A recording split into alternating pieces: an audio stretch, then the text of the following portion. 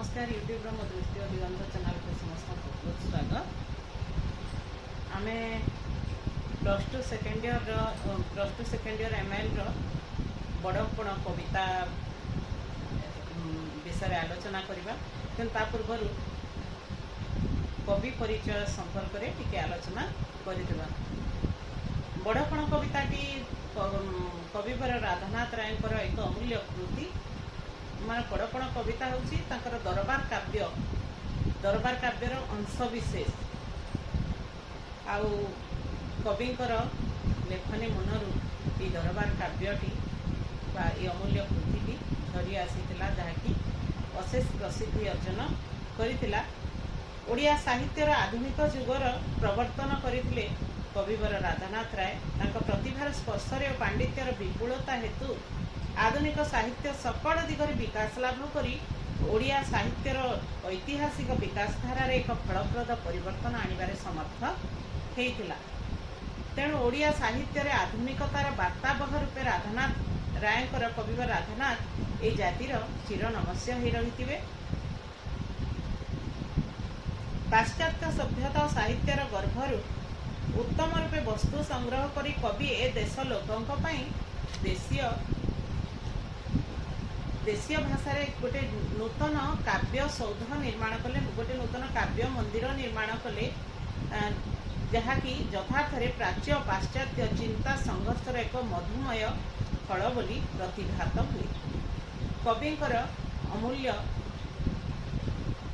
लेखनी स्पर्शरु झरी आसीथिला। केदार गौरी, चंद्रभागा, नंदिकेश्वरी, उषा, पार्वती, महाजात्रा, दरबार तांकर यही सब हूँ गोटे गोटे माने अनुपम कलाकृति। ता सहित से प्रबंध लिखिथिले इतालीय जुबा तापरे बंगला रे लिखिथिले कवितावली।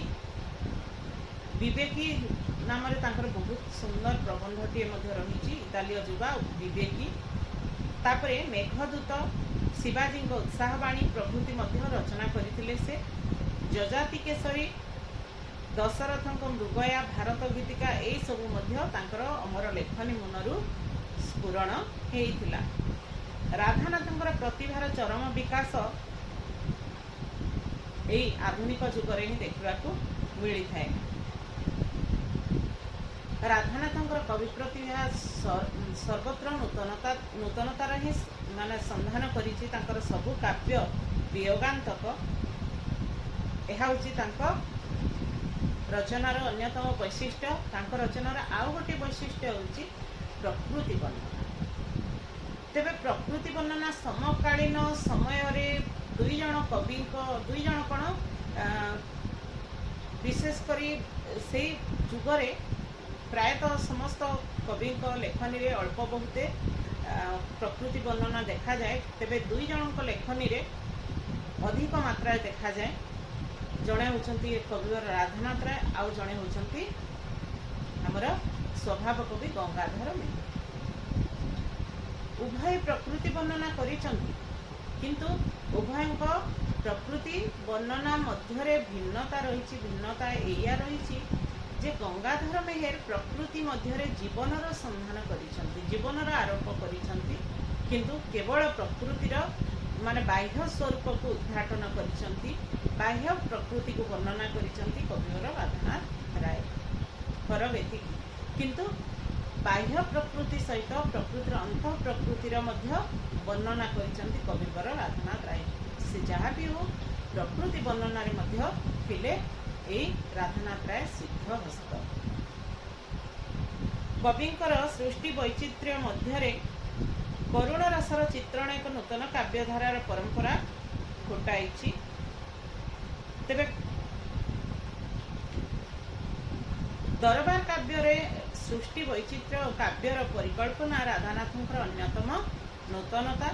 दरबार काव्य शैली और शिल्पकौशल मूलतः पाश्चात्य साहित्य गृहीत होते एथिरे कविंकर कला नैपुण्य विस्मयकर मन हुए।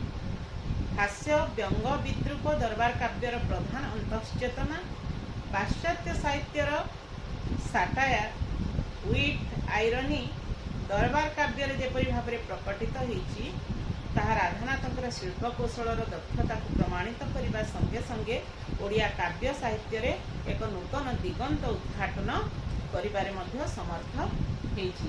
तेबे एई दरबार काव्यरू आसीछि मोर जो माने हमर जो पढ़िबा को जाउछे बड़पण कविताटी आ बड़पणर आक्षरिक अर्थ होछि महान पणिया।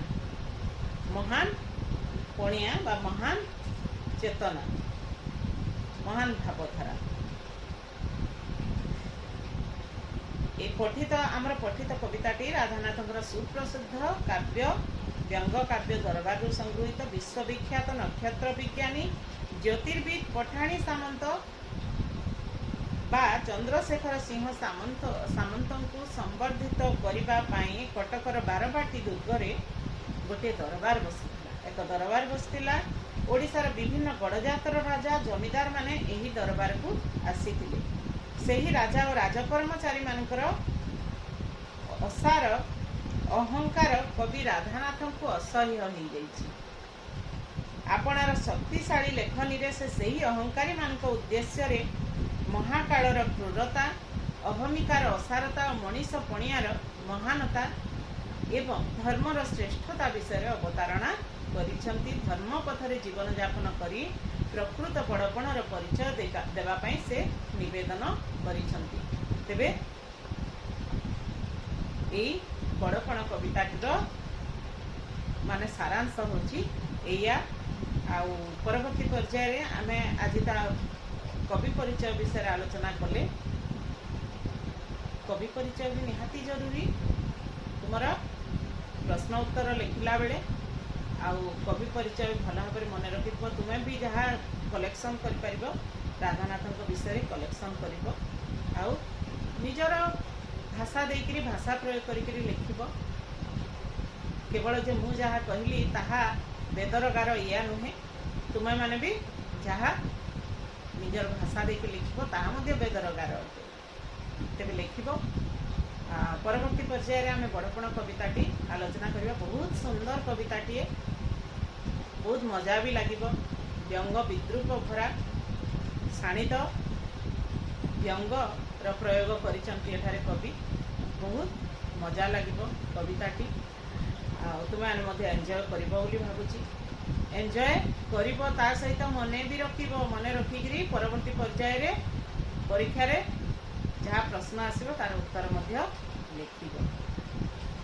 तेरे भिडियोटी भल लगी लाइक करने मोटे भूलने अधिक अधिक शेयर कर। यह पूर्वर मो बड़पण कविताटी आलोचना करी केवल किंतु गोटे क्लास रे करी माने गोटे क्लास रे अधिक समय नहीं गोटे क्लास रे ही करी।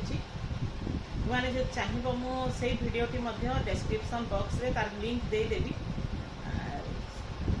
डेस्क्रिप्शन को जाइए तुम्हें लिंक रे टच करके देखिपार। आदि आहरी विक्षिप्त भाव में बुझा चाहूँ मुझे पार्ट बाय पार्ट बुझेबार प्रयास करी। आहरी विक्षिप्त भाव में तुम्हें बुझीपार भल भाव में बुझीपार भावुँ। अधिक अधिक लाइक कर चैनल रे नुआ थिले सब्सक्राइब करदेव। ऑल को माने बेल आइकन ऑल को दबेदेव। मोर नुआ नुआ वीडियो गुड़िकर अपडेट तुमको शीघ्र मिल जाव। अधिक अधिक शेयर कर वीडियो कारण सांगसाथी समस्ते उपकृत हेबे, समस्ते जानीपारे बुझीपारे से साहाय्य आसब वीडियोटी। जदि किसी संदेह थाए कमेंट बॉक्स रे लिखि जणेब। रोची परवर्ती वीडियो रे पुणी साक्षात।